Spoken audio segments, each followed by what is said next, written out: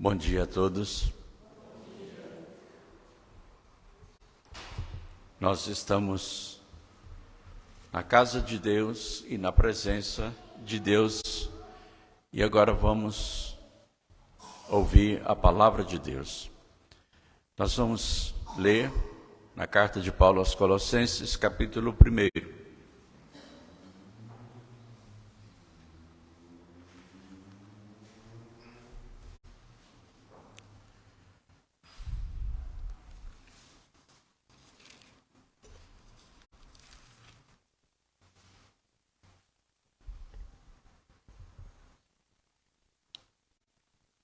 Do versículo 24 ao 29, Colossenses 1, 24 a 29.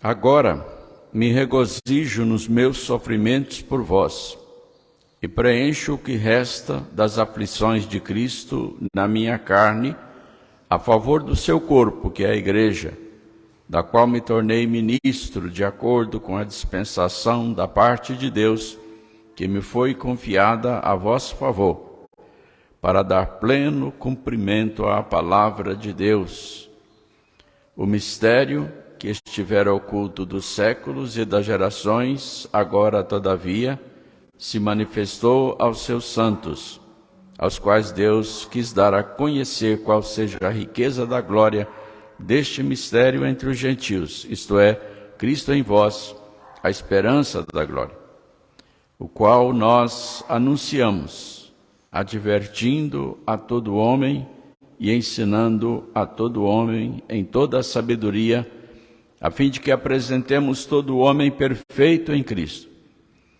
Para isso é que eu também me afadigo, esforçando-me o mais possível, segundo a sua eficácia, que opera eficientemente em mim.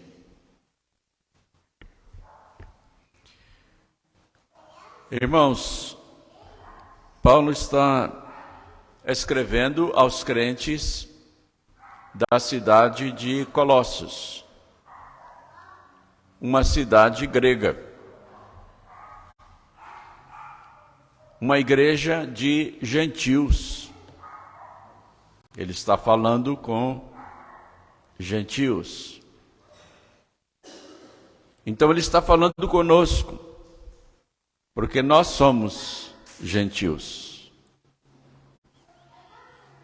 Gentios, na linguagem do Novo Testamento, são todos aqueles que não são judeus. Nós somos gentios, porém, segundo o ensino das Escrituras, também eleitos desde a fundação do mundo, assim como os judeus. Nós não somos aquela excrescência, assim considerada pelos dispensacionalistas, que dizem que a igreja foi uma improvisação de Deus. Que no projeto de Deus, a salvação era apenas para os judeus. E que Cristo veio para os judeus, e quando os judeus o rejeitaram, isso pegou Deus de surpresa.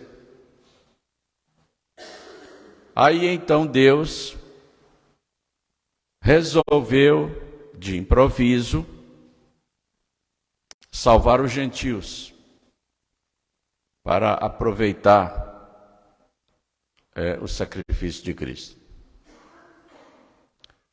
Isso é um absurdo sem tamanho. Eu não sei como é que alguém pode acreditar numa coisa dessa e ensinar uma coisa dessa e seguir uma coisa dessa. Porque o ensino da Bíblia é claríssimo com relação à eleição dos gentios desde antes da fundação do mundo. Nada pode apanhar Deus de surpresa.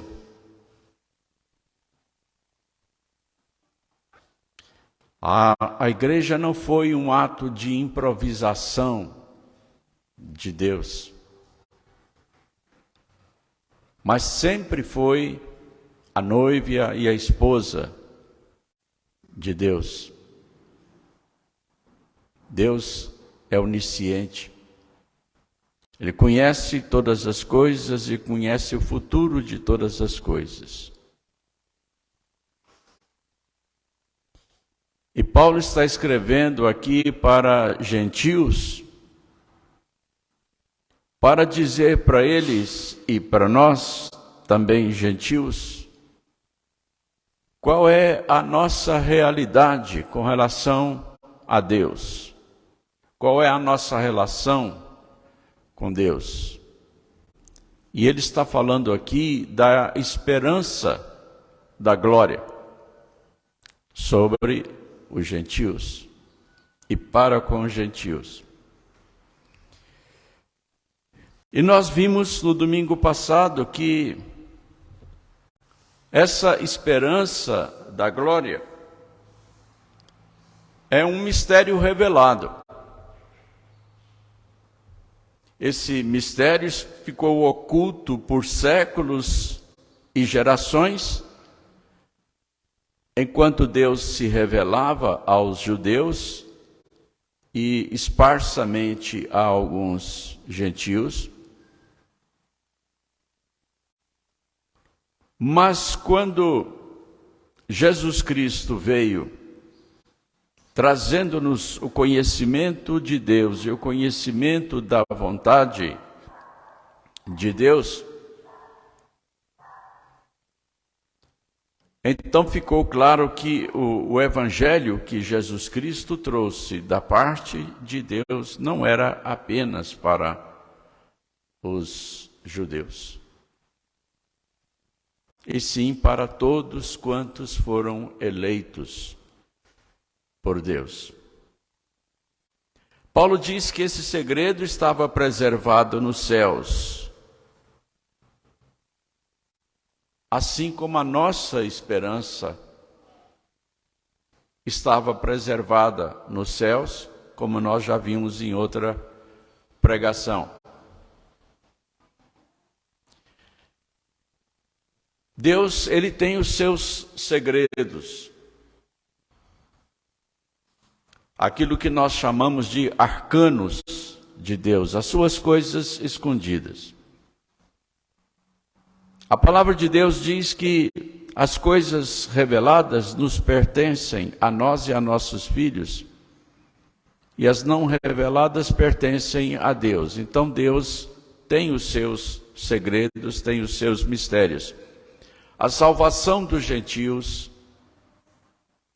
a esperança da glória no coração dos gentios, era um dos segredos que Deus revelou em Jesus Cristo e pela palavra dos apóstolos. Nós citamos aqui no domingo passado aquela passagem das Escrituras que dizem que nem olhos viram, nem ouvidos ouviram, nem jamais subiu ao coração humano o que Deus tem preparado para aqueles que o temem. Então Deus continua com os seus segredos, com os seus mistérios, porque nós ainda não vemos tudo o que Deus tem preparado para nós. O segredo de Deus com relação à salvação dos gentios foi revelado e nos pertence, a nós e a nossos filhos. E nós desfrutamos da salvação em Jesus Cristo por causa dessa revelação. Mas há muitas coisas que nós só vamos conhecer quando estivermos na presença de Deus. O apóstolo João, ele diz que agora nós somos filhos de Deus. Nós sabemos disso. Mas ele continua dizendo que nós ainda não sabemos o que haveremos de ser. Filhinhos, agora, hoje, somos filhos de Deus. Mas ainda não sabemos o que havemos de ser. Quando Ele se manifestar, seremos semelhantes a Ele, porque havemos de vê-lo como Ele é. E aí também nós saberemos quem de fato nós somos e como nós seremos. São segredos. É segredo de Deus como nós viveremos no novo céu e na nova terra e o que é que nós vamos fazer lá.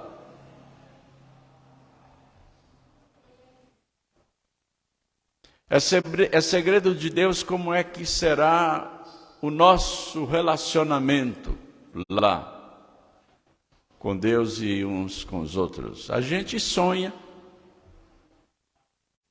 a gente especula, Deus permite que a gente sonhe, e nós podemos falar com Deus sobre isso. Nós podemos até, nas nossas orações, pedir que, se Deus quiser, Ele mostre para a gente uma pontinha do futuro.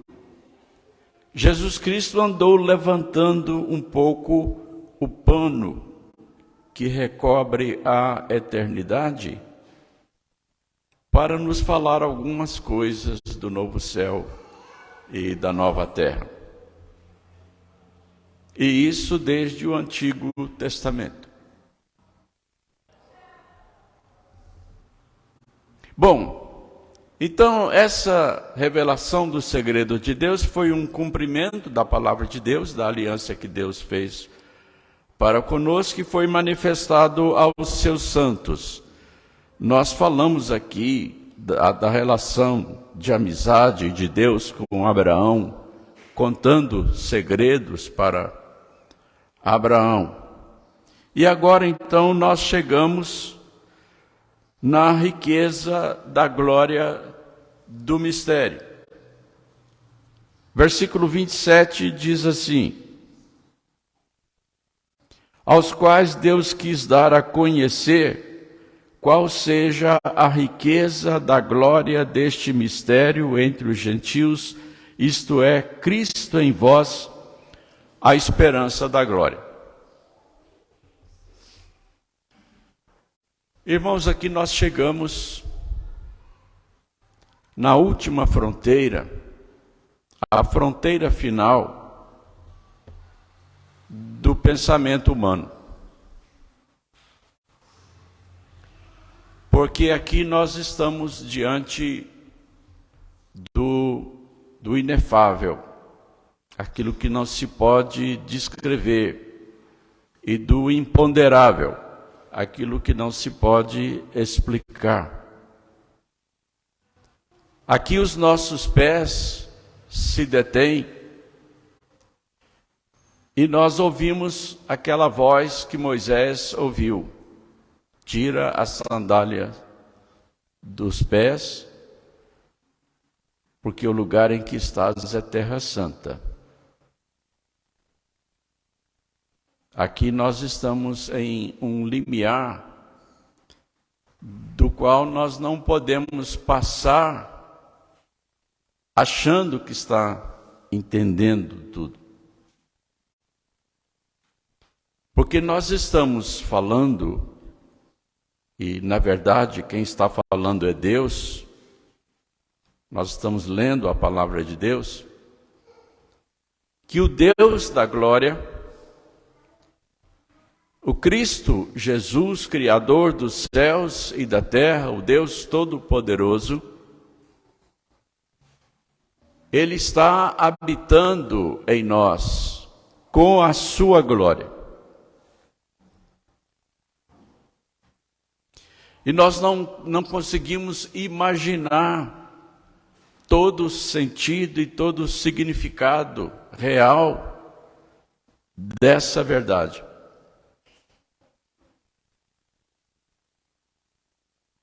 Aqui nós nos recolhemos à nossa vil pequenez pecadora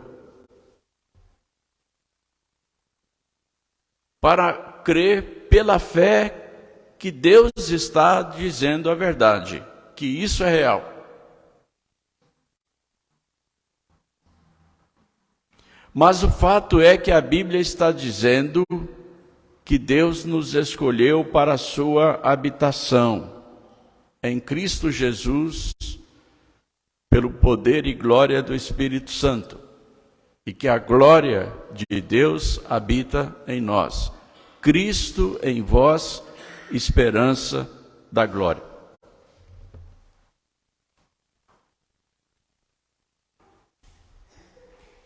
É Deus quem está dizendo.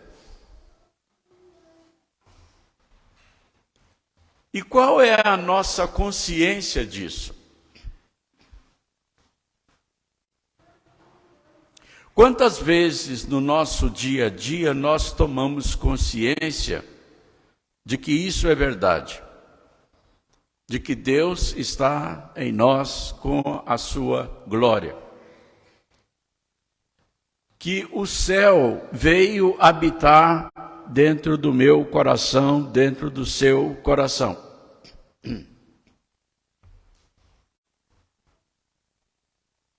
Jesus Cristo disse assim: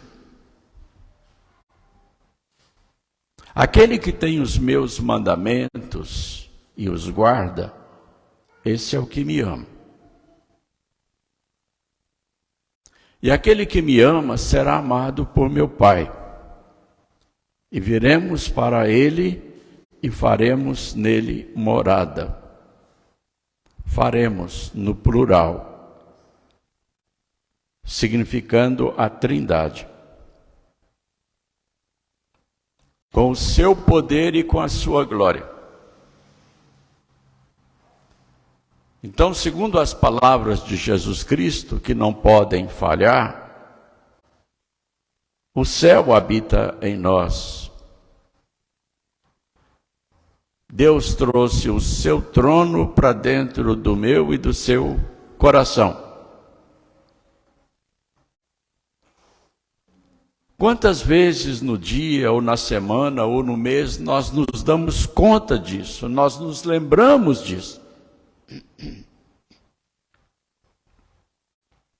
Porque às vezes nós nos comportamos como se isso não fosse verdade, não fosse realidade.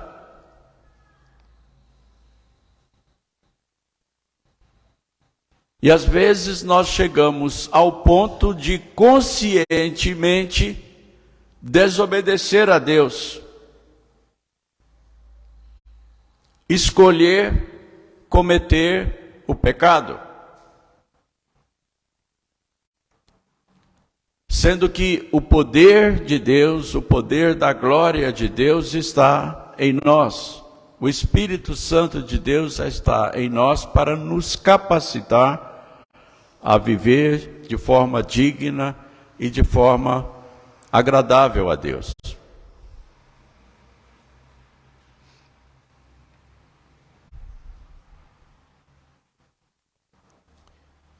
E infelizmente há pessoas que se dizem cristãs, crentes, pessoas que se dizem filhos e filhas de Deus, que estão escravizados a vícios, a maus hábitos,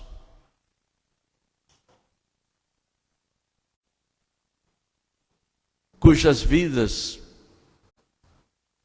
são um escândalo para a glória de Deus.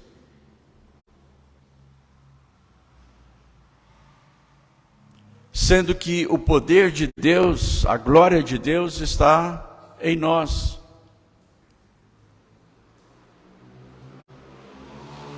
Isso é uma incoerência absurda.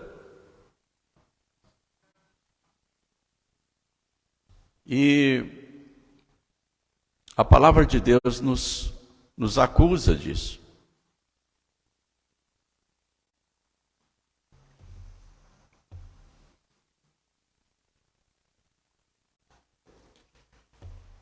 Nós precisamos lembrar que o poder de Deus que está em nós foi o mesmo poder que criou todas as coisas, que trouxe à existência do nada todas as coisas.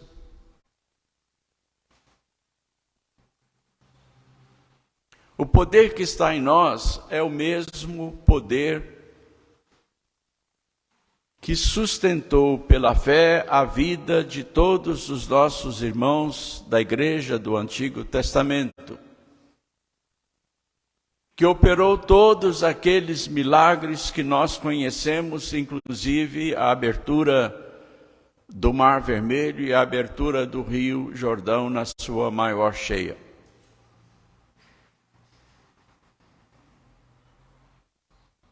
Nós precisamos lembrar que o poder e a glória que habitam em nós é o mesmo poder que ressuscitou a Cristo Jesus dentre os mortos e o glorificou.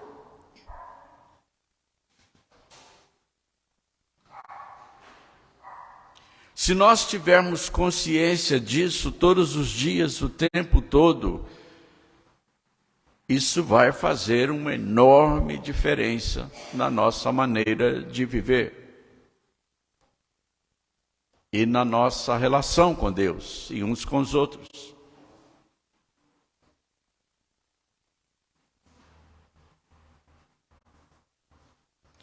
O apóstolo Paulo, ele diz assim: graças, porém, a Deus que em Cristo sempre nos conduz em triunfo e por meio de nós manifesta em todo lugar a fragrância do seu conhecimento. Eu já disse aqui várias vezes, tanto do púlpito quanto nos estudos bíblicos, que o Deus que habita em nós, Ele age através de nós e a influência do poder de Deus e da glória de Deus em nós atinge, afeta e impacta e transforma as pessoas e o ambiente.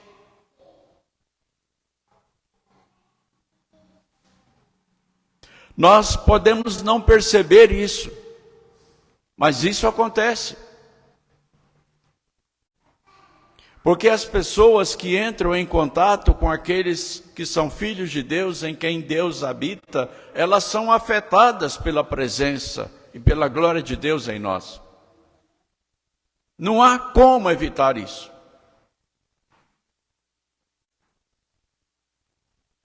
E elas serão um dia cobradas por isso.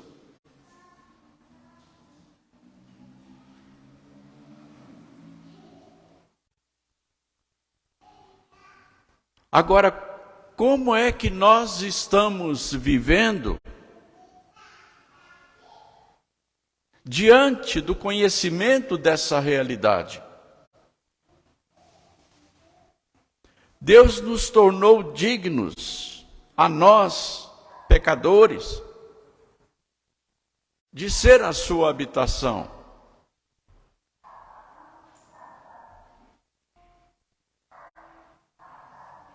E Deus se glorifica por meio de nós,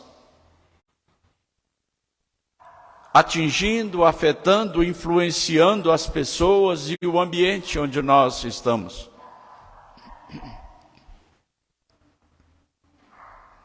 Mas às vezes, a maneira como nós vivemos, como nós falamos, como nós nos vestimos, como nós nos comportamos, às vezes esse viver esconde quem realmente nós somos.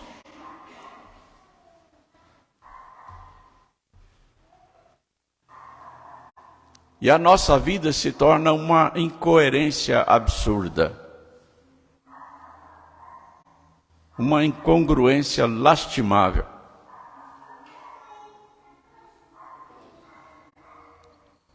Porque as pessoas deixam de perceber o brilho da glória de Deus em nós. Jesus Cristo disse que nós somos luz do mundo e sal da terra.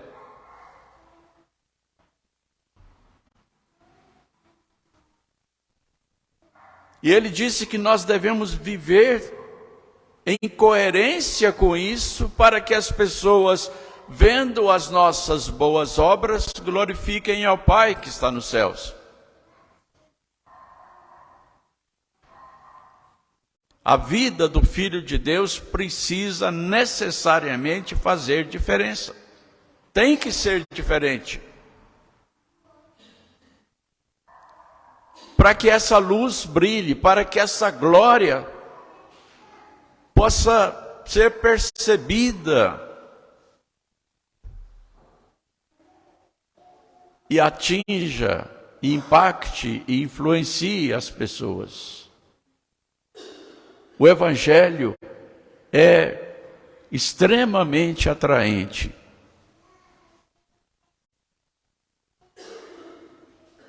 E ele é apresentado ao mundo através das nossas vidas.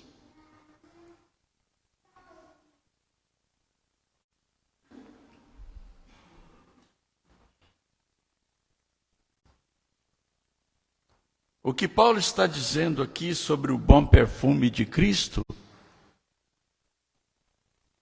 que atinge as pessoas através de nós,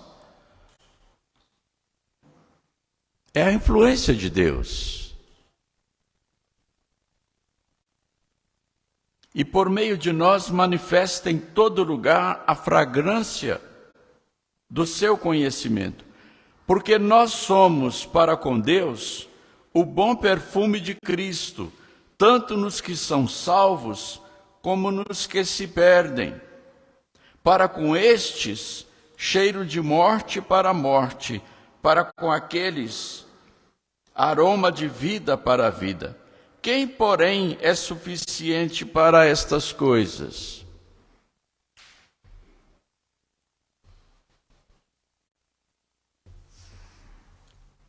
Irmãos, nós precisamos lembrar disto.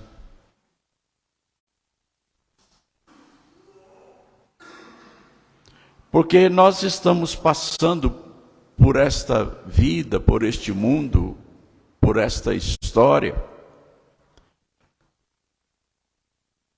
como a habitação de Deus,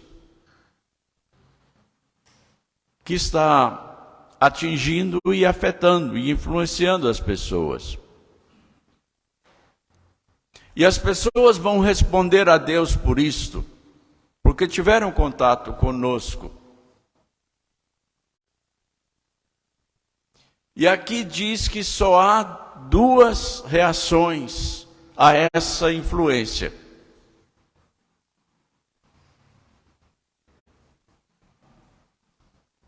Aqueles que serão salvos, porque reconheceram em nós a glória de Deus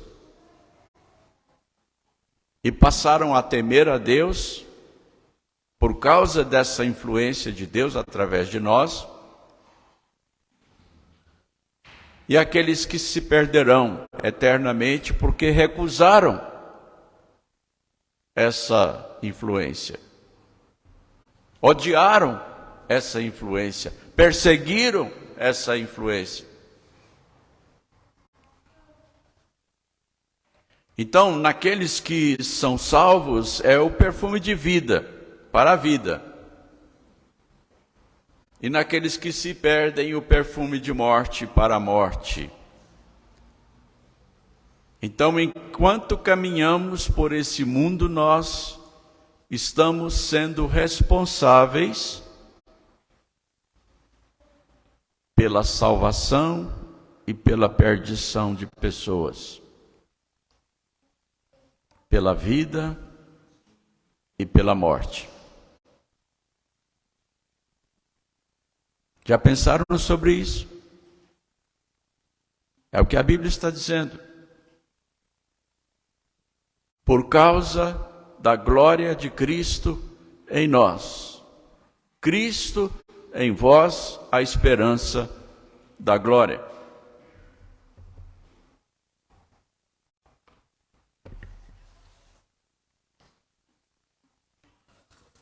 O poder de Deus que está em nós, ele é muito mais eficaz, potente, do que o poder de todo o arsenal nuclear que o mundo possui hoje. Há alguns anos eu li uma matéria sobre isso, que dizia que o mundo possui um estoque de armas nucleares que dá para destruir a Terra dezenas de vezes. Mas o poder de Deus é infinitamente superior a tudo isso.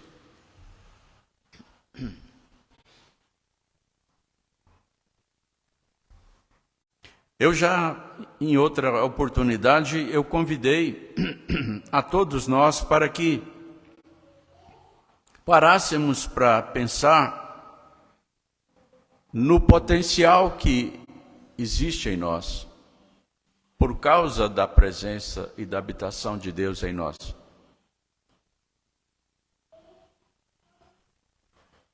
Já pararam para pensar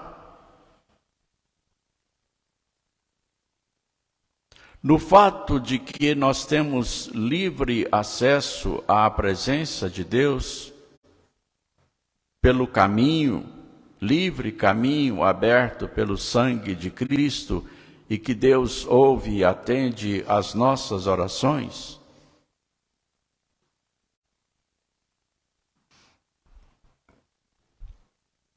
É o poder de Deus sendo disponível para a humanidade através de nós, das nossas orações.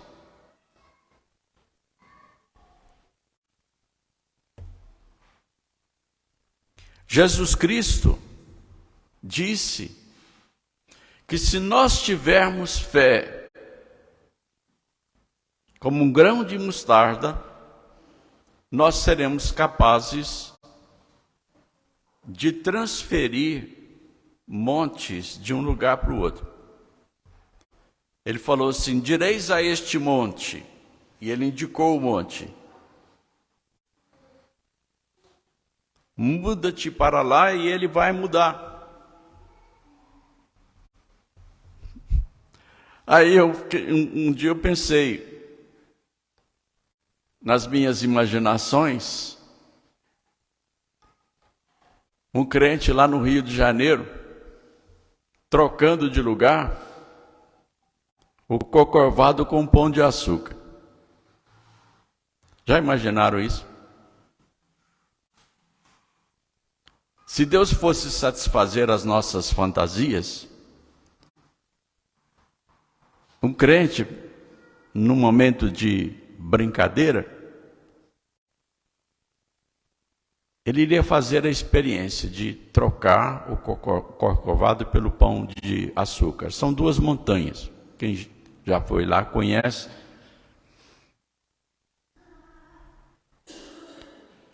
O Corcovado é onde está a estátua do Cristo Redentor. E o pão de açúcar é onde tem aquele famoso bondinho. Se eu não estou enganado. Se eu estiver, podem corrigir.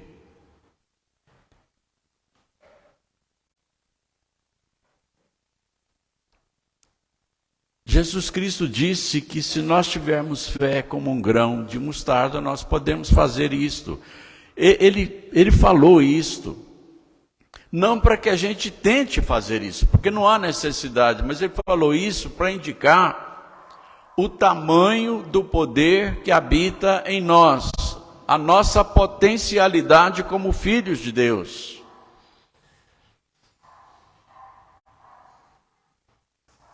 Nós precisamos tomar conhecimento disso para que as nossas orações sejam mais eficientes, mais eficazes, que elas possam cobrir um espaço maior nas nossas intercessões. As nossas orações, elas precisam percorrer toda a terra.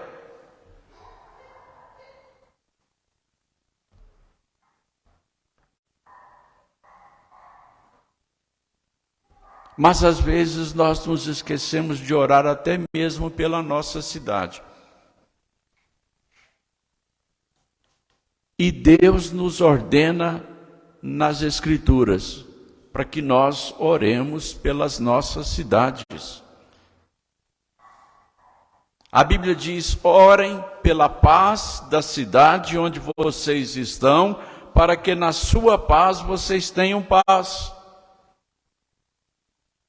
Você já orou pela cidade onde você mora? Você tem intercedido pela cidade chamada São Sebastião?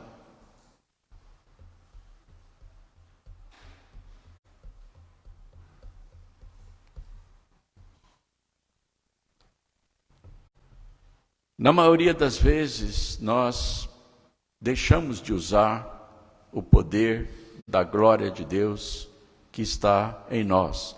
Cristo em nós, esperança da glória.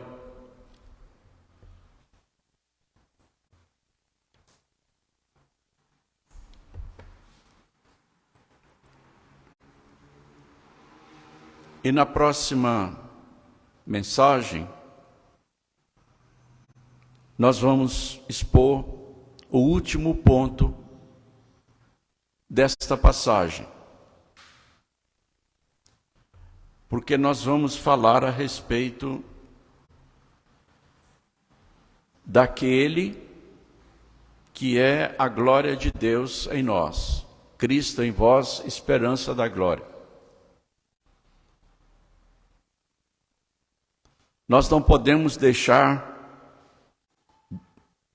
de expor esse ponto dessa passagem, porque aqui no capítulo 1, do versículo 15 ao versículo 20, e nós já lemos esta passagem aqui no domingo passado,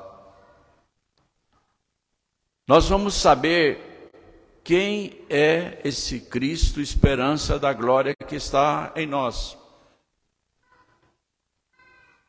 Por que é que Ele está em nós? O que é que Ele pretende realizar em nós e através de nós? E o que é que nós podemos esperar dessa realidade que habita em nós? Por enquanto, eu espero que Deus, pelo seu Espírito Santo, esteja conduzindo nesta semana os nossos pensamentos a respeito do que nós ouvimos da parte de Deus nesta manhã, a fim de que nós podemos viver na consciência de toda essa plenitude de poder, de toda essa potencialidade que está em nós, vivendo no nosso relacionamento com as pessoas, lembrando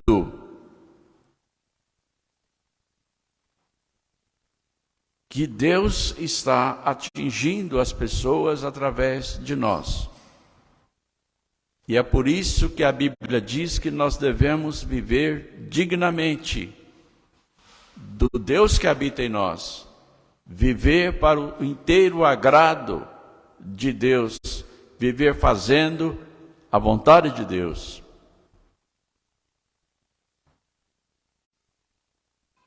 E aí então, no próximo domingo, com a graça de Deus, nós vamos meditar a respeito de Cristo em nós, esperança da glória, falando sobre a pessoa de Cristo. Que Deus nos abençoe. Amém.